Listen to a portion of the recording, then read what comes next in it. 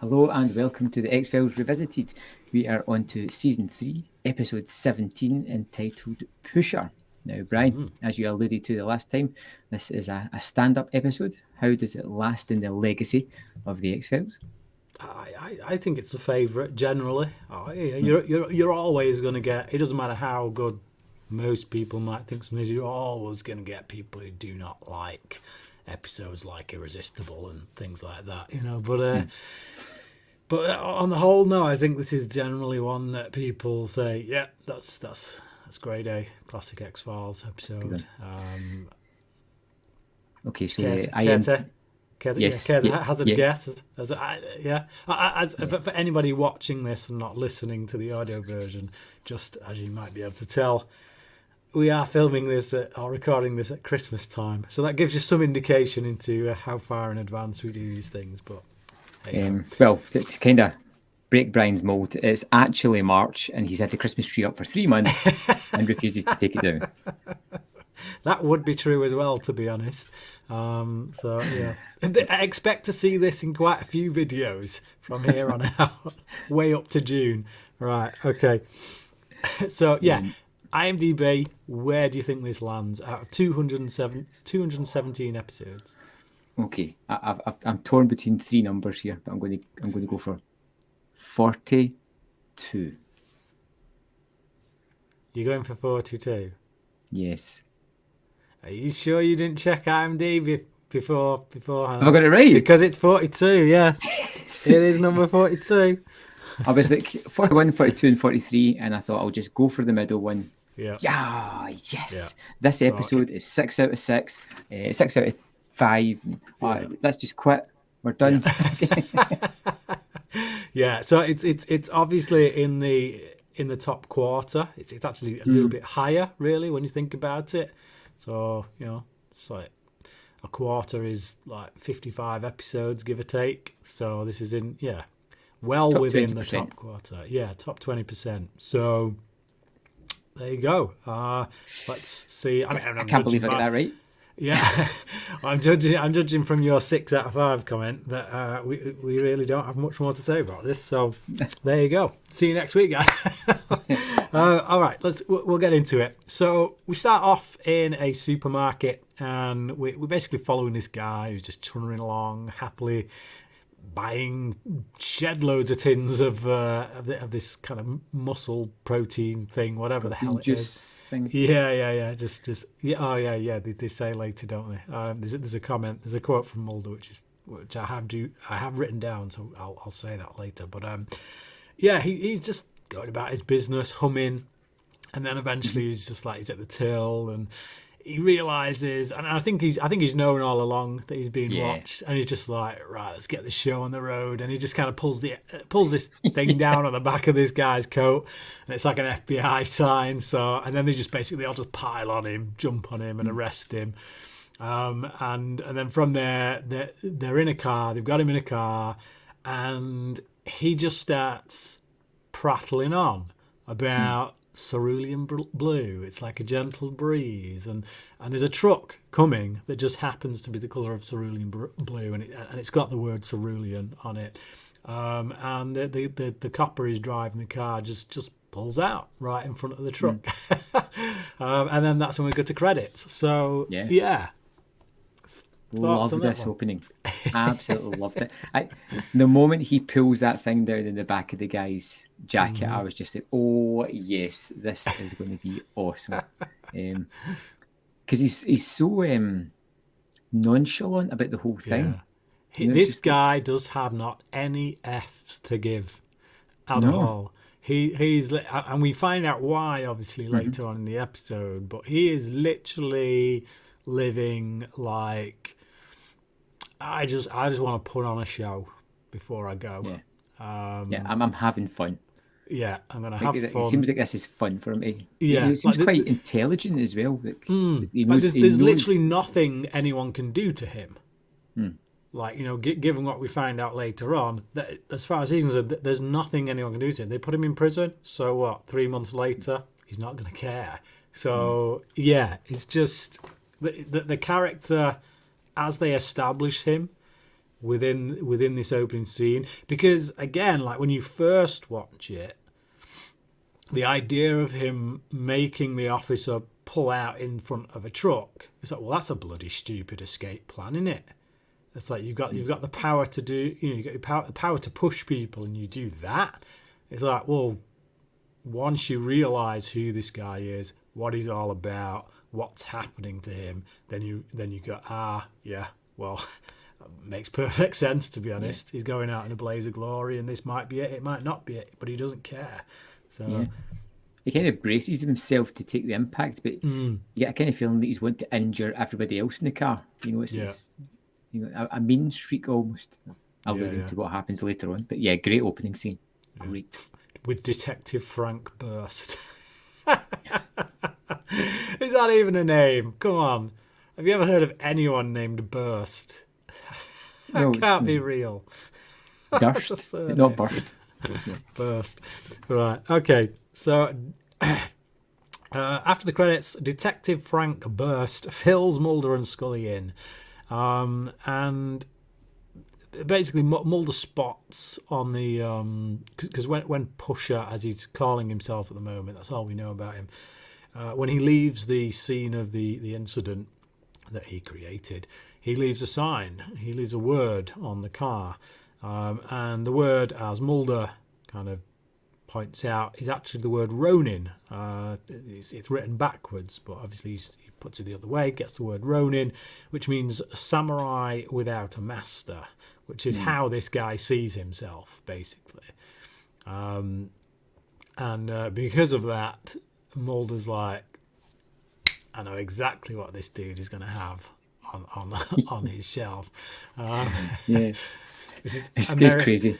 Yeah, well, it basically equates to, like, if you think about the stereotype of the Southern hick, they're going to have a copy of, like, Guns magazine on.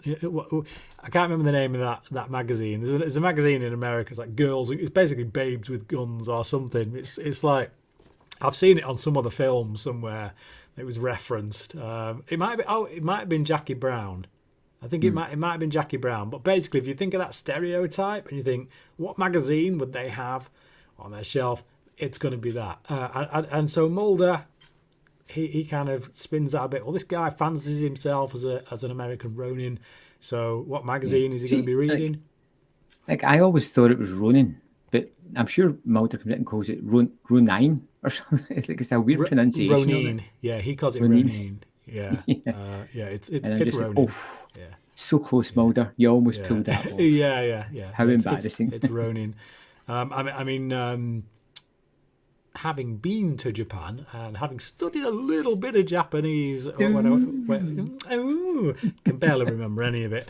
I do know that if you've got the word, the letter, I should say, N in a Japanese word, it's always pronounced the same, and they put as much emphasis on every letter, kind of thing. So they never drag letters out unless they double it up. So that would definitely be Ronin. That'd be more close to the pronunciation. It's Ronin. So yeah, Samurai Without a Master. So American Ronin, the magazine. They're I don't know if that's a thing or whether it's just something they made up for the show. But so that Mulder and Scully are basically looking... Sorry, just in a quick throwback. It just is because it's popped in my head. I'm looking at my notes. There's a moment where he picks up the magazine in the supermarket at the start, and it's got the succubus from the Leech Monster. What's it called again? See, yeah. Of course, there's a problem. I've derailed the show already. Yeah, you've airbagged it. Because that was the. It wasn't the host one, was it? Yes. The Fluke Man. Yeah. Fluke Man. Yes, that's on the magazine. And yeah. It just adds a credence to these silly magazines that you usually go nonsense. Yeah. Well, that's what Pusher does, doesn't he? When he picks up the magazine, he literally goes like he's So it's pretty cool. Although he's probably laughing because he's like, yeah, I can believe that given what's happened to me, to be honest. Right. So Mulder and Scully are down in the archive section of the FBI, whatever, and the computer records secretary is kind of bringing them copies of American Ronin, and Scully's like, I don't know what we're supposed to be searching for, Mulder. And he's like, well, we're checking the ads. We need to check the ads because this guy, Pusher, we know that he's already told the police he's killed people as a hired contract killer. So, if he fancies himself as a samurai and as a samurai without a master, so to speak, which is more like a ninja, really, then he would probably advertise, perhaps, in a magazine like this. So they're searching for patterns, advertisements and stuff, and they find one. They find this like before we get to that though, we have a little thing where we see that the secretary's got a bruise on her face. That she makes some kind of like, I fell over. Kind of, oh no, she says she was mugged. That was it. She was mugged. Not an excuse. She's telling the truth. She says she was mugged, and it's like, ooh, that's not going to come into play later, is it? Yeah, and she's like, they never catch these guys. And then she's like, sorry. Yeah. Which I also felt was a kind of throwback to the previous episodes as well, with Scully's sister being eventually caught. Crimes that are never caught. Which is like you would. I can't remember how it's played actually from Scully or from Gillian Anderson in that moment, but I think, I would expect to see a look from her at that moment that is actually more sympathetic than offended. Right. So they're looking through the ads, trying to find clues, and they find this ad that basically started around the time of the first killing, the killing that he's confessed to, up to the last one. And it's got basically he advertises himself as I solve problems, OSU, and when Mulder looks into OSU, it basically I can't remember how he gets to it, but the meaning of it is basically it's another Japanese word, osu, which means to push. So basically, it's an advertisement from this guy saying, my name's Pusher. You want me for a job? I solve problems. There you go. Yeah. Which also suggests that he doesn't only just kill people, because let's not forget, he can just get anybody to do anything. So if you've got a problem with somebody at work who's getting a promotion, you can just hire him to go to the manager and say, don't give that dude the promotion, give this dude the promotion. So I solve problems. So they stake out the location of one of the phone numbers. So clearly this Pusher, he hangs around phone boxes waiting for... Seemingly, for the call from...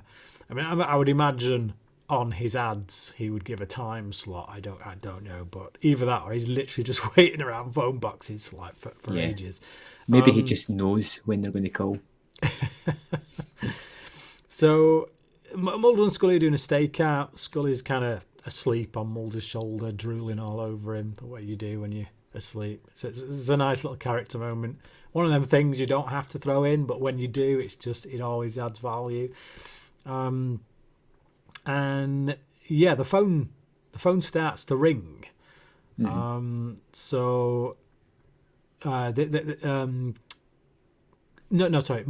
rings the phone box because he's trying to see if Pusher's going to pick up the phone, and nobody seems to come, and then suddenly Pusher calls back. So Mulder and Scully get out of the car, they run over to the phone, and then that's when basically this relationship, if you can call it that, between Mulder and Pusher begins. So basically, this guy gives Mulder and Scully some clues over the phone. He wants Mulder and Scully to find him, and he sees it basically as a game. And he gives them a clue. Says let your fingers do the walking, and when they kind of retrace whoever did who. So basically, they find out whoever last dialed. It's very there's a lot of information, there's a lot of like following clues and this, that and the other. You find out who last dialed the phone, and the number leads to a golf club. So obviously that's where they're all going to go. So what do you think about this kind of phone call? The phone call's fun. I thought it was kind of creepy and weird that he's just like, he almost just like pokes her mouth when she's got saliva. And like she's somebody in a deep sleep, and he's just like, oh, saliva, drool. But the phone call was incredibly playful. I think as soon as this guy's on the phone, you feel as if he's having a whale of a time. He's leading them a merry chase, and he's loving every minute of it. I really like it. And then you kind of feel as if Mulder has almost perked up, an adversary to like challenge him. A test of wits almost. The guy's looking for a worthy adversary, and Mulder's stepping up to the plate, so it seems. Like the only character, the only villain that we've had really that has been of the same nature really is way back in season 1. We had the guy with the hand that he had like a reptile hand and the dodgy eyes, and he had obviously a previous relationship with Mulder. Mulder was the one who'd caught him. So he had that kind of thing going on with Mulder, where he did see him as his like arch nemesis and stuff. Whereas this dude Pusher, he's kind of looking for his arch nemesis, and he's just about found him in Mulder. He's given the clues. Mulder's got there. I mean, for Mulder to be able to get to this point, to think, Ronin, American Ronin, get the clues, the ads, leads to the phone. That's like instantly this dude is like, yes, this is my man. This is the one that like I want to get into like a big thing with. So he's found his adversary. So the SWAT team all goes kind of piling in at the golf club just after a little moment where we get Pusher playing a little bit of golf. He's just like, he's playing with all these Japanese guys, and he's like, "Konnichiwa, gentlemen," and and it's just so clearly he's very much fancies himself. Like it almost reminds me of Drexel from True Romance, who thinks he's a black man and acts like he's a gangster, a proper street gangster. And then you got this dude who hangs around with Japanese golfing people, fancies himself as a samurai, so immersed in Japanese culture. So he gives us a little story about the magic ball he's got, and then he fires it straight at a hidden sniper. I just love the little. He just kind of goes like, about time. As if he's been waiting on them turning up. Well, he's not got all the time in the world, has he? No. So he's just like, and this is basically all he's living for right now, is these games. But so the SWAT goes in, and Collins, this one of the agents, he goes into an outhouse around the back, around the side, check in, kind of busts the door in, and he finds Pusher. And then we cut from there to Mulder and Scully finding Collins, who is basically just coming out of the room he's just been in. After Pusher starts talking to him, he's like just like real kind of calm and soothing voice kind of thing. And this agent Collins has basically he's just doused himself in petrol. And you can see he doesn't want to do it. He's like, somebody stop me, and he's lighting his lighter, and then boom, he just lights himself up. And while he's doing all that, and they're kind of putting him out, Pusher's obviously trying to escape. He's trying to drive off, but we don't quite get why at this point. But we hear the horn of the car going, and when Mulder kind of runs over to it, we find Pusher just kind of hunched over, really sweating, looks like he's out of it, looks like he's just fainted kind of thing. And like, obviously I've seen this quite a lot now, quite a lot of times, so it's always hard to remember my first impressions of having watched it. But I would imagine my first impressions of watching it would have been something along the lines of, oh, I bet doing this power really takes it out of him. I bet that's the downside of doing it. But what do you think about this scene? Well, I think it should be mentioned as well that this is one of the sweatiest X-Files episodes, because quite a lot of times people are doused in this stuff. I love the moment where he comes out covered in gasoline, like with that gritted look of sheer terror. I understand that he's covered in gasoline and he's got a lighter, but I just kind of wish that somebody had just taken it off him or jumped on him or did something. And Scully runs away and gets the fire extinguisher, but even then she waits till he lights himself up before using it. No, he doesn't. She's gone. I don't know because I was just going to say that, because that was one of my notes, was the initiative of Scully. Because he comes out and they're all like looking at him and he's like, and she turns and runs before he lights himself up. And you're like, where the bloody hell's Scully going? But I'm sure she comes back before he lights himself. No. You see her running up with the fire extinguisher just after he's lit himself up. Right. And then somebody kind of gives Mulder a cloth or something, and then Mulder kind of dives over him. But I was like, where the hell's Scully going? It's like the dude's about to set himself on fire. She's off, but she's just like instantly, I know what this guy's going to do. I know what we need. She's off. She gets it, and she just about gets to him. And you get to see the kind of ramifications of it as well. He's extra crispy as he falls in front of the camera. It's just a lot of damage in such a short period of time as well. Just horrendous. I thought he was a bit crispy, a bit too crispy, to be honest, given the amount of time. Because he lights himself up, and then she does come at him pretty quick with that fire extinguisher, and then Mulder dives on him with the towel. But do you prefer your SWAT agents, more rare, medium rare? Medium rare, not so well done. But there's this one line as well when Mulder pulls Pusher back in the car seat, he looks up to him and says, "Bet you $5 I get off." And it's just that attitude again. It's just like the whole time he's just no F's to give. It's just like, this is all a game to me. It's never attributed in the show or the episode, but I feel as if there's almost, and it's not similar to it, but a kind of clairvoyance to him, because he knows everything that's going on in the situation. When he walks into that supermarket, he knows what's going on. When he's at the driving range, he's basically just waiting on the people to turn up. He's in that room before Collins comes in. Before they go to court, he knows how it's going to play out. Well, he knows how it's going to play out in court because he's in charge of the court. It's like, he's telling that, like, when he starts talking to the judge, and it's like, I'm innocent, it's like, boom, that's when the judge is like, oh yes, you're innocent. It's basically a Jedi mind trick. I feel as if they never catch him in the hop. He's always like well aware of the situation and how it's going to play out.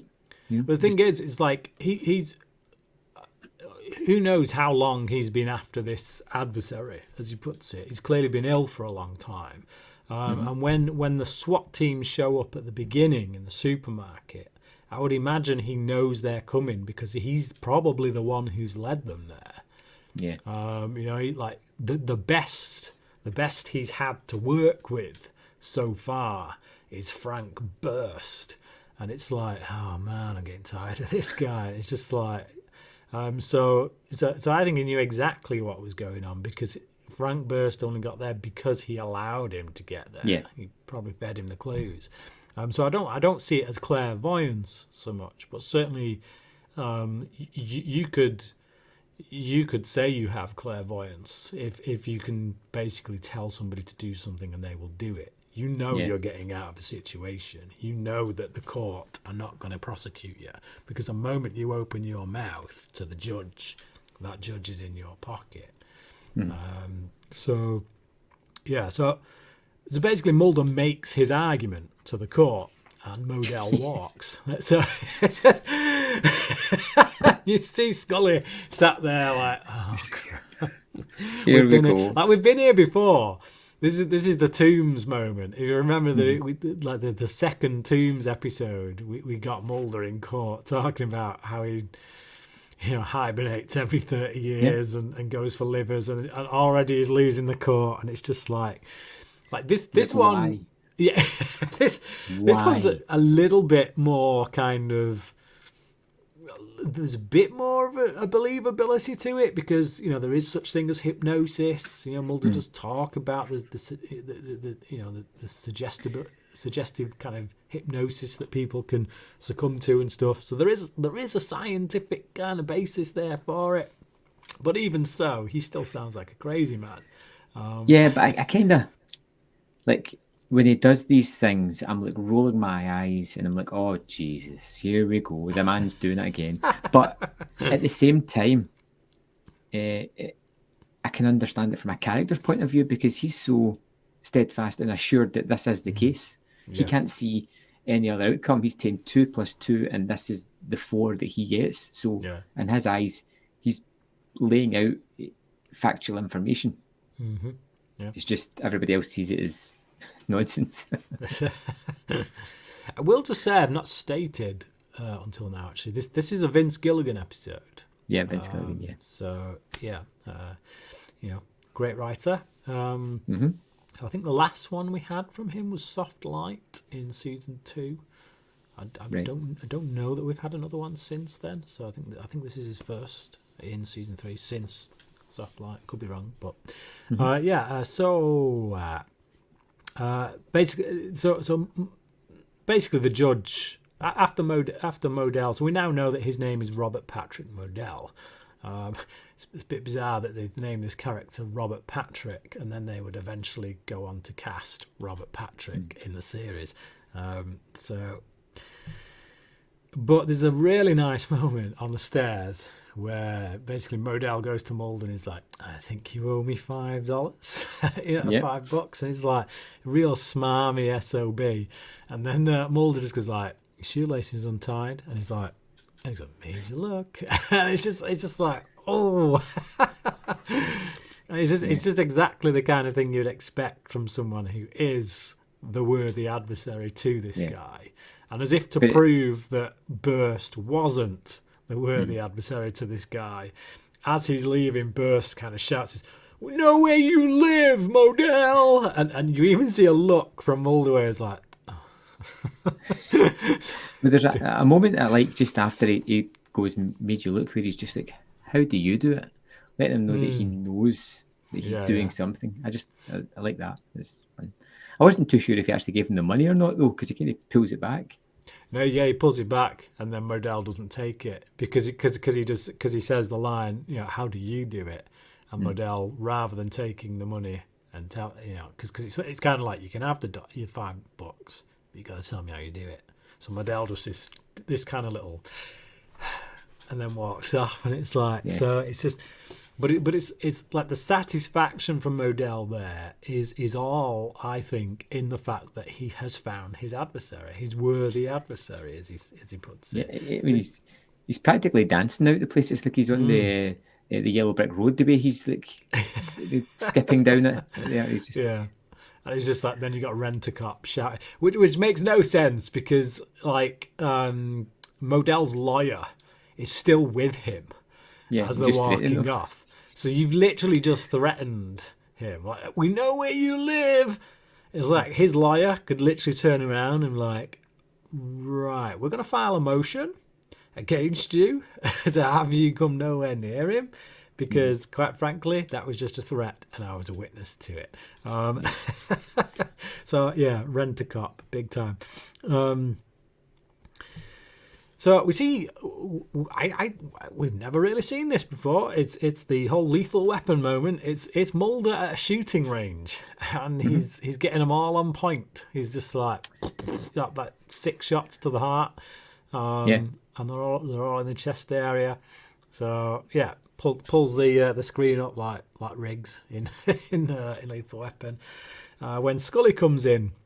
And she brings in Modell's history, but Mulder already seems to know it, except for the fact that he applied, Modell that is, for the FBI and was rejected, basically for being a sociopath.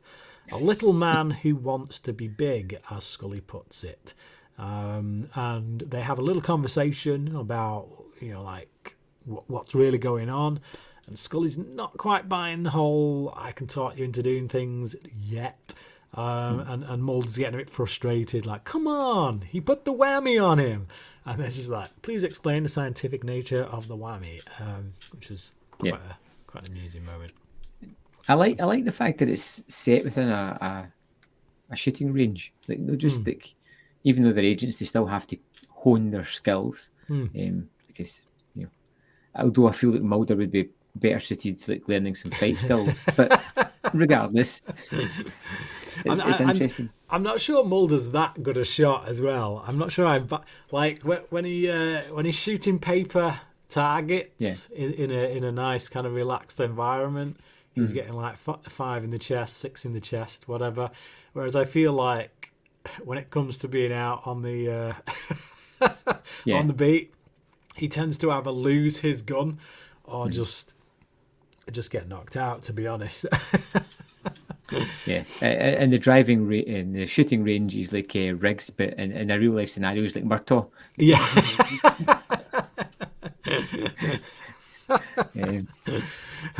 Riggs and Murtaugh all rolled into one. Agent Mulder.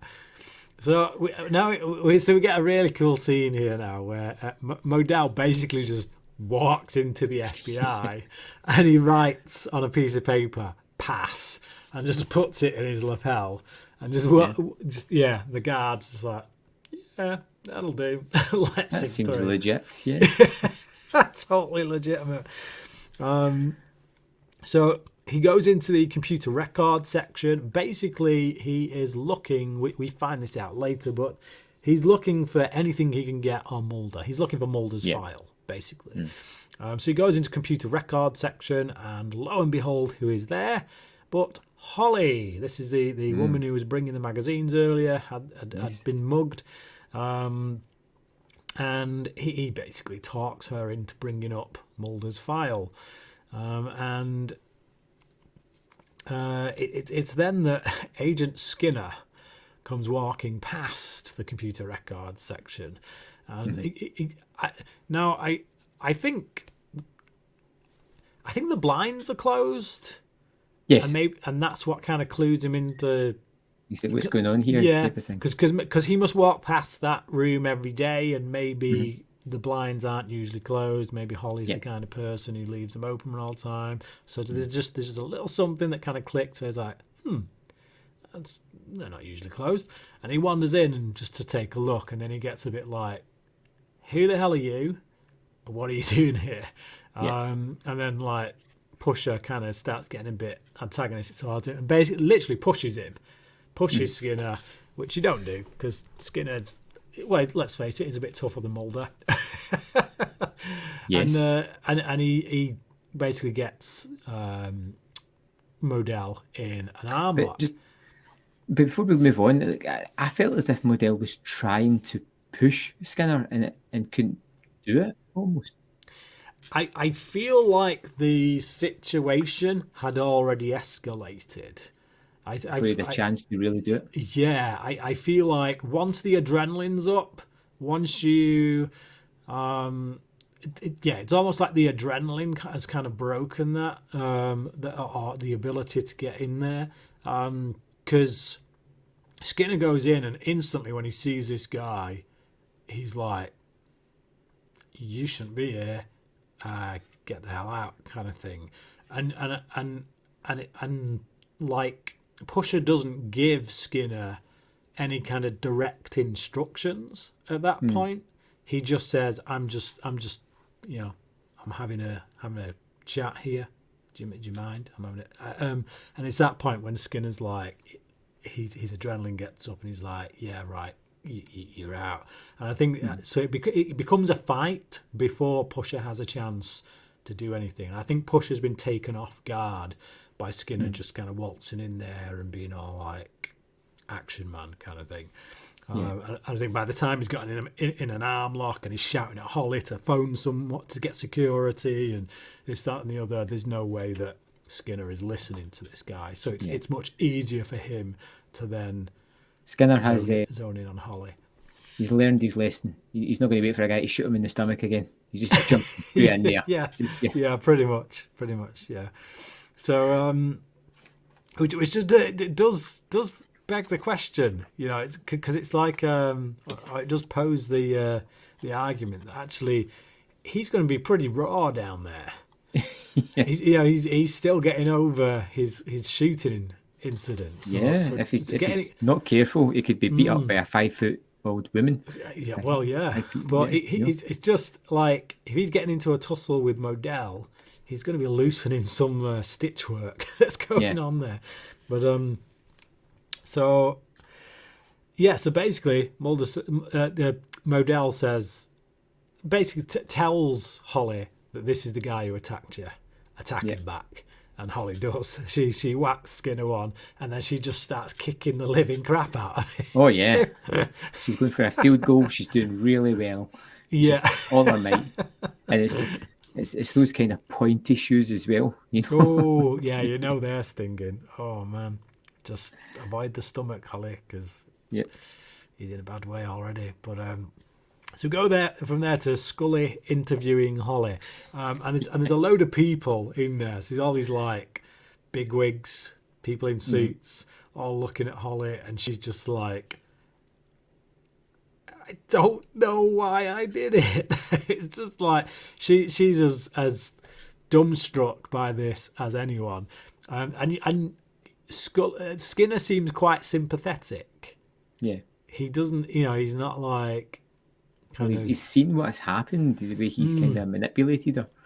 Yeah, and obviously he's probably been in touch with Mulder and Scully as they've been working this Pusher case. He's putting two and two together. He's just seen it in action, and he's thinking, I'm not quite sure she was in control.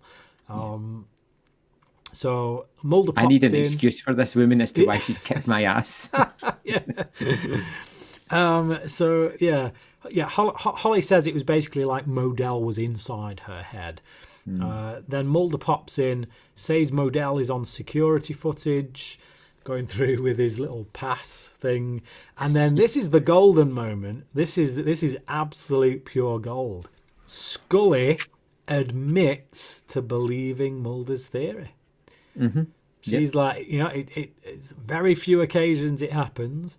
This is one of them. She literally says, I hate to admit it, assistant director, but I think Mulder's right. I don't know how he's doing it, but Modell is literally, So Skinner says it was Mulder's file he was after, and to go and arrest them for trespassing. How do you feel for Holly in this situation? I think she's kind of torn up, to be fair, and it's I don't know why everybody's there.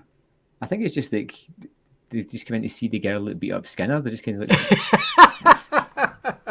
just intrigued.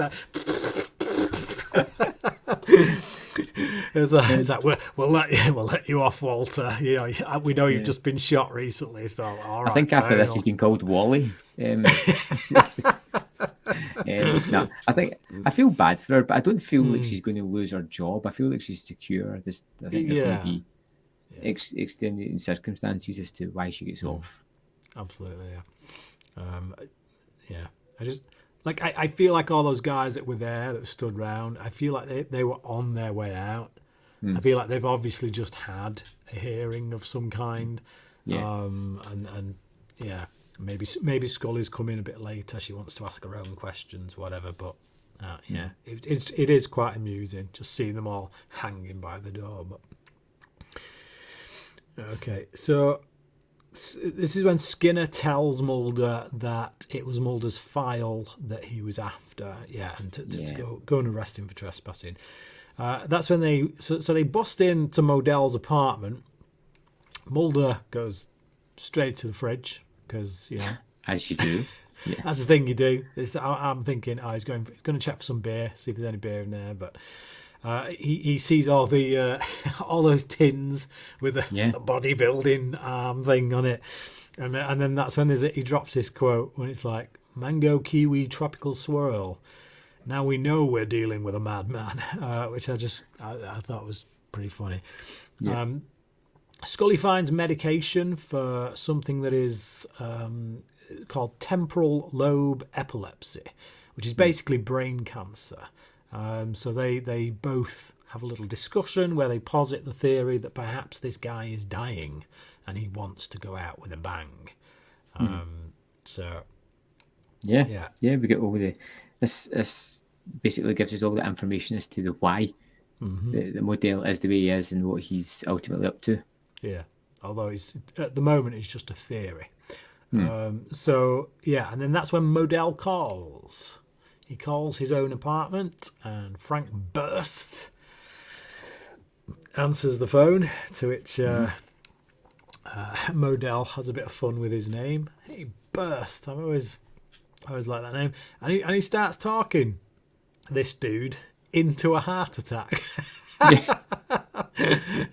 You got Mulder and Scully listening on the other line, and Mulder's like, "Hang up, Frank, hang up," and then he goes into the next room to try and force him to hang up, but the other SWAT guys like pull him off. Frank's like, you can see he's got hold of the phone, and it's almost like he can't let go. It's like, it's not a case of like, well, I just need him to hang on the line, so I could literally just do that, just let him ramble. Because he's not like that. But at this point, Modell's in his head, so he has to listen. It's like, I feel like that's part of the power. It's like, once you're in it, you have to listen to this guy. It's the fact that he's turning red, he's doubled over, he's sweating profusely, he looks terrible, and yet they're stopping Mulder and Scully. Just like, get him off the phone. It's like, surely these guys rent a SWAT. Surely they've been told, been apprised of the situation, who it is they're dealing with. Because one of their own has already set fire to themselves. Like, surely one of them would put two and two together and think, I think this Mulder character, he's probably right. We need to get this guy to hang Even up. if they hadn't, just the look of the guy.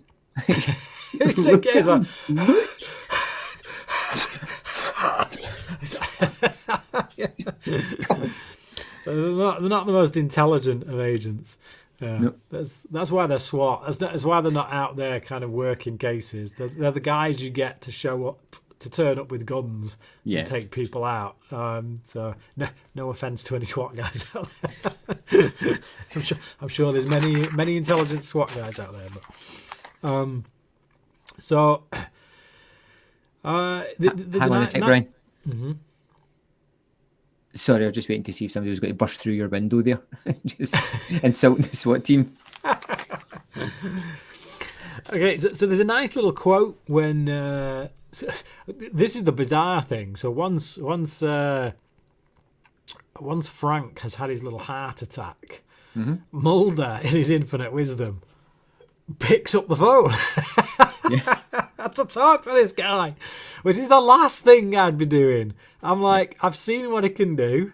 There ain't no way I'm picking up the phone and talking to this guy. I'm not putting this guy in any kind of position where he can talk to me. But whatever, we'll look over that. I think Mulder probably senses that this guy has got other plans as far as Mulder's concerned. But there's a nice little line there from Modell where basically Mulder calls him out on the theory. Says, "You're dying, aren't you? That's why you're doing this. You want to go out, take as many people with you. Is that it? And there's a nice little line where Modell just says, "Biology tells me we're all dying. Original sin tells me nobody's innocent." And it's just, it's just a nice line which kind of sums up the philosophy of this guy. Certainly a philosophy that he's come to at this point in his life, which is that there's no one's innocent, so and we're all dying. Do you think there's anything within his name? Like, it's Robert Patrick Modell, which, initials are RPM, revs per minute, speed, moving towards something fast. I don't know if I'm just reading nothing into it. That's a good catch. It's something that could definitely be considered. I know. I find it interesting. This guy was an assassin, and so they've obviously given him the three name structure because, Lee Harvey Oswald and all that. Whenever you have an assassin for some reason in the news and they find them, they always give all three of their names for whatever reason. And any other random killer is just Harold Shipman or Fred West or whatever. But if you're an assassin, they have to give all three names, which is a bizarre thing. So we get Mulder saying something which we don't often hear on the show, which feels a bit kind of just on the edge, which is he calls Modell a sick bastard. Which is like, it's what would be considered a light swear word, but even so, it kind of takes me aback. I mean, these days on TV shows, people are swearing left, right, and centre. You look at programs like Boardwalk Empire and things like that. It's become the norm now. But back when this was done, people rarely swore like that on primetime TV. It's unnecessary violence. He does it just because he can. Yeah. And Mulder, being the profile, can't get his head into that, really. Why? It's someone that poses really no danger to Modell. Let's face it, he was chasing him for months. Yeah. So he just took him out because he could. Yeah. I feel like he's been playing with Frank Burst for certain, like you say, for months until Mulder comes along. And now that he's found Mulder, it's like, done with Burst. See you, mate. Have a heart attack. Bye. So they trace the call to a payphone near a hospital that is treating Modell,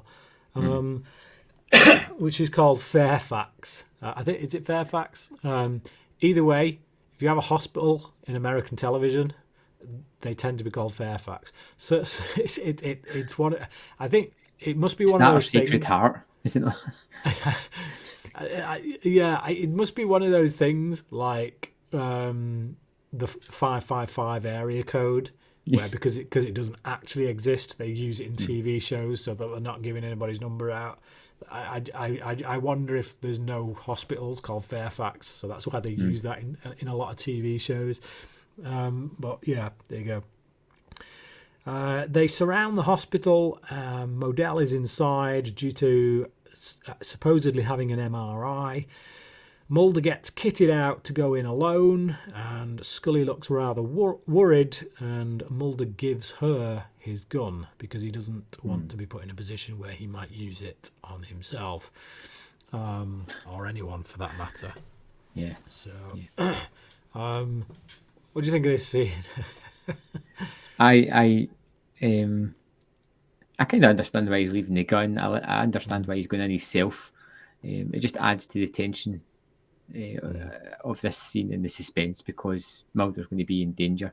He doesn't have his trusty weapon, and as we've seen this episode, he's super proficient with it as well. So now that he doesn't have that, it's the whole pushing idea. Do you think it's verbal? I think it's the cadence of his voice. Yeah, I think there's something like Mulder calls it. He talks about it at one point that maybe it's in the cadence of his voice. Yeah, and I think that's why. Yeah, because I was wondering if he was going to put in earplugs. All right. Yeah. Just like, put some put something like proper ear defenders on. Yeah.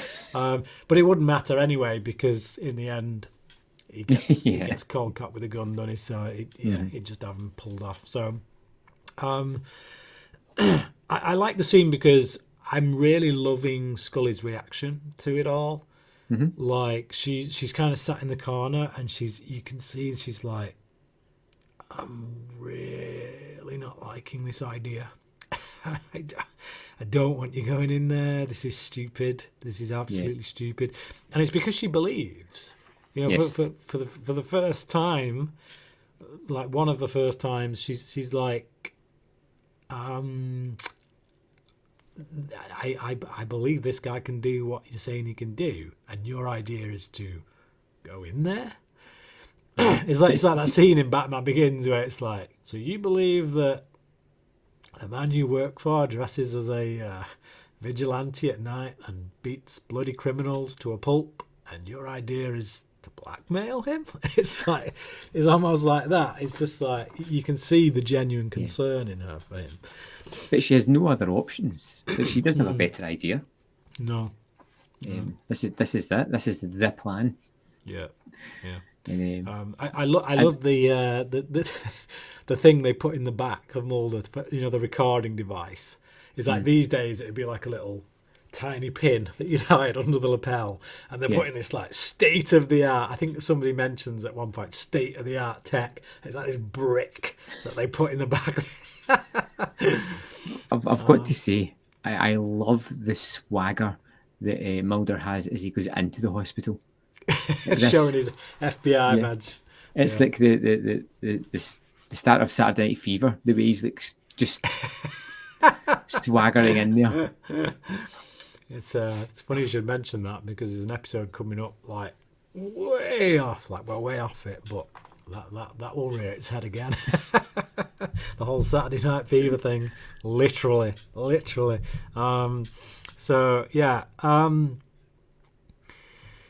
Mulder goes in and hears a couple of gunshots. He goes around the corner, finds a doctor and a guard. That obviously he assesses the situation, thinks that the guard has shot the doctor, then shot himself. Obviously, we know why.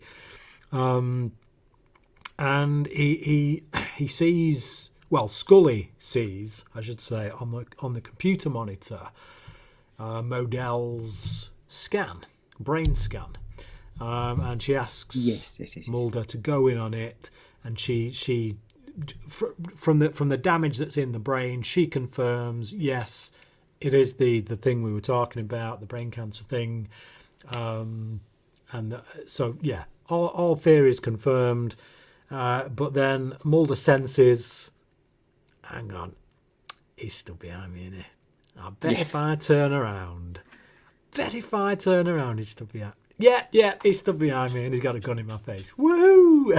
And again, Scully's reaction, like instantly, just headphones come off, and she's gone. She just goes running in there. She knows there's a damsel in distress, and she needs to get there as quick as she can to save Mulder. Absolutely. It's just everything from the moment the police, the SWAT surround the hospital, all the stuff when Mulder's getting kitted out and he's going in there and we don't know where Modell is. It's just tension.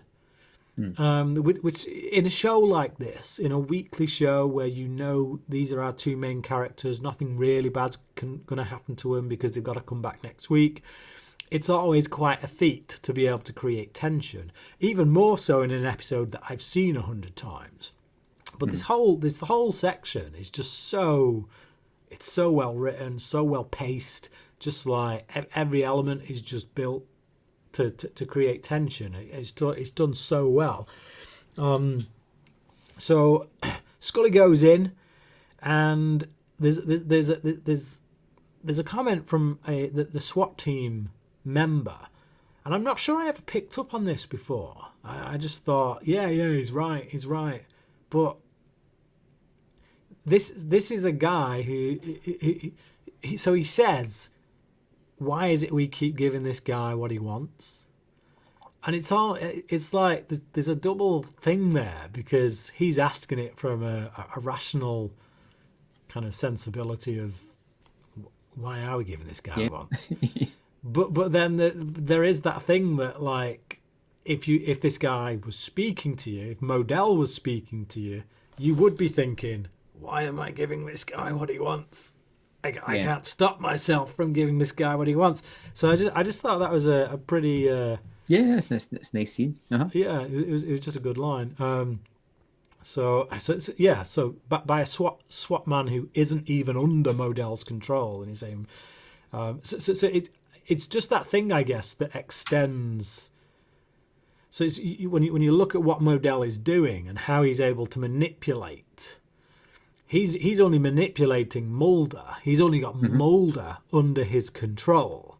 Yeah. He's getting Mulder to do what he wants, but as a result, he's also getting everyone else around him to do what he wants. So it just shows the power of this guy. So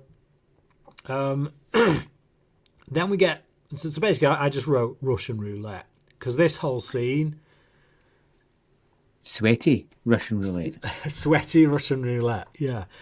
Just if I was to list a top 10 scenes from X-Files history, so from the entire X-Files run, this would be in the top 10 scenes. If you think about memorable scenes from the show, this whole Russian roulette scene is fantastic.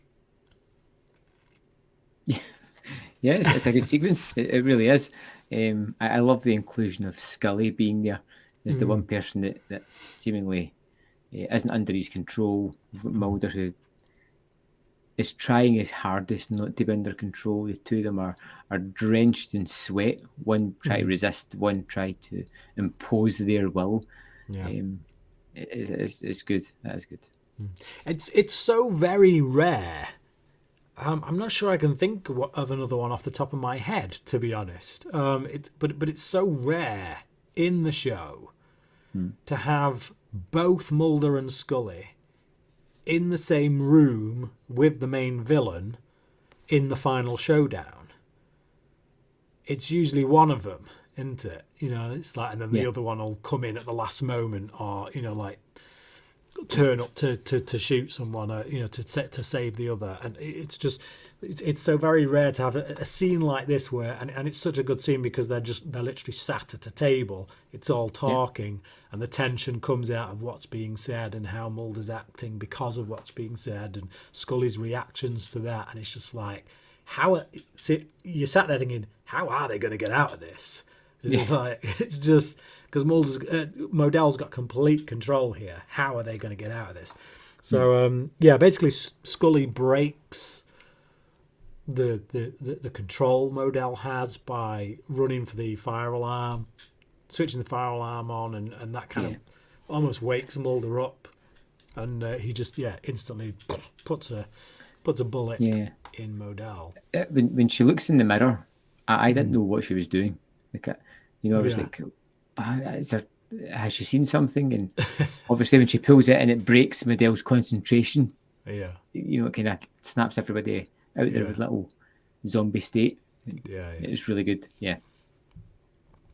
So while Modell lies in a coma, Mulder watches him rather creepily.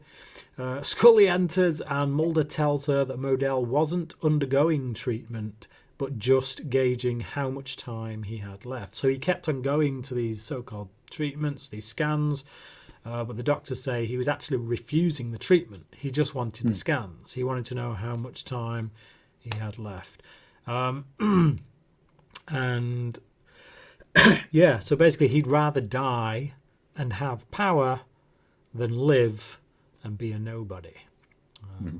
So that's basically how it ends, with Scully saying, let's give this guy no more of our time. Let's get out of here. And that's it. So, round up, score. What do you think? I just... I like the ending, but I would like them to have woken up and tried to push somebody and failed. Do you know what I mean? Just realise he was a nobody yet again. I can tell you there's a sequel to this episode. Right. Okay. Right. I didn't know. Okay. Yeah, it's not over. Yeah. So Okay. Yeah, this one is very playful. I think it's standard episode of the week. It doesn't fit into the grander scheme of things yet, but it's so much fun, particularly with the bad guy, who is a very different bad guy to what you've seen before. His all he's looking for is to go out fighting and fighting someone that's a match as he perceives it, which is a really nice change. Someone is in it for the fight, not for the result, which I think is a really nice. Yeah, it's ego with this guy, and it's all ego. And it's done through some wonderfully fun sequences. The bit at the start where he just pulls the guy's jacket, the driving range when he's like about time, he's having fun, and I'm having fun watching it. This one was just pure joy. Getting to see Skinner getting a kicking off like a diminutive woman was just so much fun. I really enjoyed this one. For me, yet again, it's another 5 out of 5. We're on a run now. That's the third episode. It's like a solid 5 out of 5. Yeah. It's just like there's no stopping it from now from here on out, is there? It's just going to be just taken on. But yeah, obviously it's a 5 out of 5 from me. It's an episode with so many memorable scenes. The guy torching himself, it's just icky. It's memorable. It's memorable. Somebody getting induced into a heart attack over the phone. The way that all plays out, it's memorable. As you say, Skinner getting his ass kicked by a 5-foot woman. It's a memorable scene. Just the playfulness of this character who is just all ego. He's all about. Yeah, he's just so very egocentric. That final kind of 10-minute ending where just from the moment they get to the hospital right through to the end, it's just really great tension, really great character stuff. I love seeing the affection that Scully has towards Mulder. It's just, dynamite episode, one of the best, 5 out of 5, and I'm sure next week it'll be just as equally great. Another 5 out of 5. The fourth one, the trot. Next week's episode 18. What's it called again, Brian? This one? Teso dos Bichos is how I pronounce it.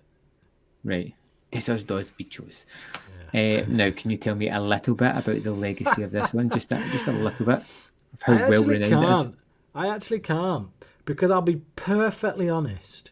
Now, it's not one that's highly regarded. I don't find many people kind of in the X-Files groups on Facebook and things like that rating it or talking about it that much. I don't remember anything about it. Right. I'm pretty sure I don't like it. I'm pretty sure it's not a good episode. It's definitely not a 5-star episode. But I think it's one of those where the reason it's bad is because it's just dull. Right. Dud cam. Yeah, that kind of thing, where you walk away from it and a week later you're like, I literally can't remember anything about that episode. Joy. Yeah. So, like we had 3.